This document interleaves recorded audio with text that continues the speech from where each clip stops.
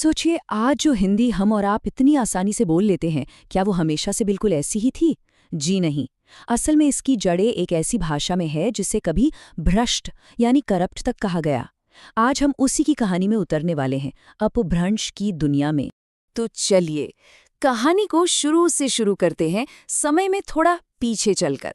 अब ये समझने के लिए कि अपभ्रंश आखिर है क्या और क्यों इतनी जरूरी है, हमें पहले भाषाओं के इस पूरे सफर पर एक नजर डालनी होगी। देखिए इस टाइमलाइन को। ये दिखाती है कि कैसे संस्कृत से आज की हिंदी तक का सफर तय हुआ, और इसमें अपभ्रंश ठीक बीच में एक बहुत ही जरूरी पुल की तरह खड़ी है। ठीक है, तो आज की हमारी चर्चा में हम क्या क्या देखने वाले हैं। सबसे पहले बात होगी हिंदी की जड़ों की, फिर समझेंगे कि अपभ्रंश को भ्रष्ट भाषा क्यों कहते थे। उसके बाद हम इसकी कुछ ध्वनि विशेषताओं को जानेंगे और आखिर में देखेंगे कि इसका हम पर आज क्या असर है। तो शुरुआत करते हैं पहले पॉइंट से। देखिए, हर भाषा का ना एक तरह का फैमिली ट्री होता है और हिंदी भी इससे अलग नहीं है। चलिए इसके पूर्वजों से मिलते हैं और समझते हैं कि कैसे इस परिवार में अपभ्रंश का जन्म हुआ। बहुत सीधी सी बात है। अपभ्रंश को आप एक पुल की तरह समझ सकते हैं। एक तरफ है पुरानी नियम कानूनों में बंधी संस्कृत और दूसरी तरफ है आज की हमारी आधुनिक हिंदी। अपभ्रंश वो पुल है जिसके बिना हम संस्कृत के जमाने से आज के जमाने तक पहुंच ही नहीं पाते। अब आते हैं कहानी के सबसे दिलचस्प हिस्से पर। अपभ्रंश का जो नाम है ना, उसी में एक बड़ा राज, एक बड़ा विवाद छिपा हुआ है। हाँ, बिल्कुल सही पढ़ा। अपभ्रंश का मतलब ही है भ्रष्ट या गिरी हुई भाषा। और कमाल की बात यह है कि ये नाम किसी और ने नहीं, बल्कि उस जमाने के बड़े बड़े भाषा के पंडितों ने ही इसे दिया था। सोचिए जरा। तो सवाल उठता है कि भाई ऐसा क्यों कहा गया। देखिए, उस वक्त के जो विद्वान थे, जैसे पतंजलि और दंडी, उनके लिए संस्कृत ही सब कुछ थी, एकदम शुद्ध, परफेक्ट। तो जब भाषा आम लोगों के बीच जाकर थोड़ी बदलने लगी, सरल होने लगी, तो उन्हें ये भाषा का पतन लगा, एक गिरावट लगी।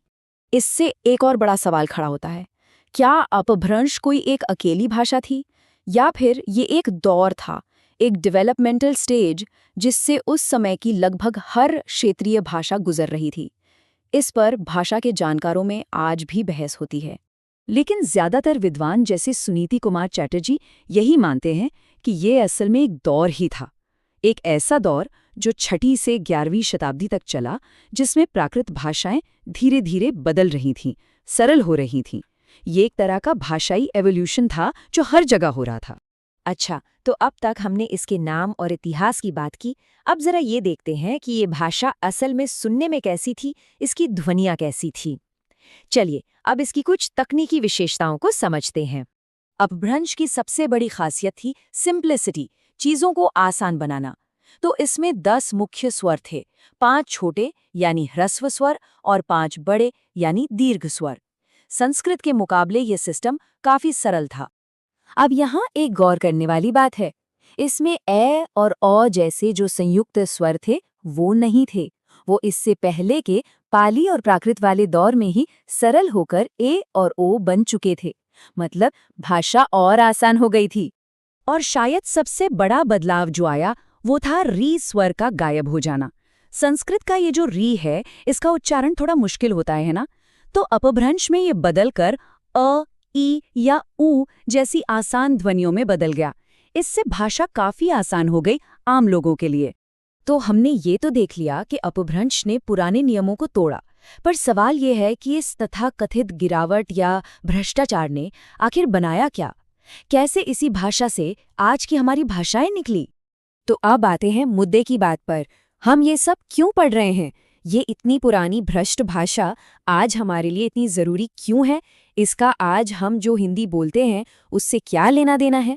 जवाब बहुत सीधा है, क्योंकि जिसे उस जमाने में भ्रष्टाचार कहा गया वो असल में एक इनोवेशन था, एक नयापन था। ये जो सरलीकरण हुए, जो बदलाव आए, वही तो वो ईंटें बनी जिनसे आज की आधुनिक हिंदी और दूसरी भाषाओं की इमारत खड़ी हुई है। अगर भाषाओं के जीवन को इंसानों की तरह देखें तो संस्कृत थी एक बहुत ही अनुशासित पेरेंट और अपभ्रंश थी उसकी विद्रोही संतान, एक टीनेजर जो अपने नियम खुद बना रही थी।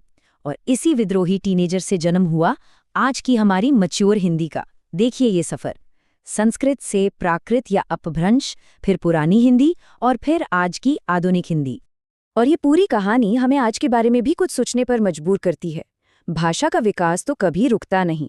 तो जो आज हमें हिंदी में गलतियां लगती हैं या जो इंग्लिश का इस्तेमाल होता है, क्या वो भी भाषा के विकास का एक नया दौर है? क्या आज की गलत हिंदी कल की सही हिंदी बन जाएगी? ये एक सोचने वाली बात है।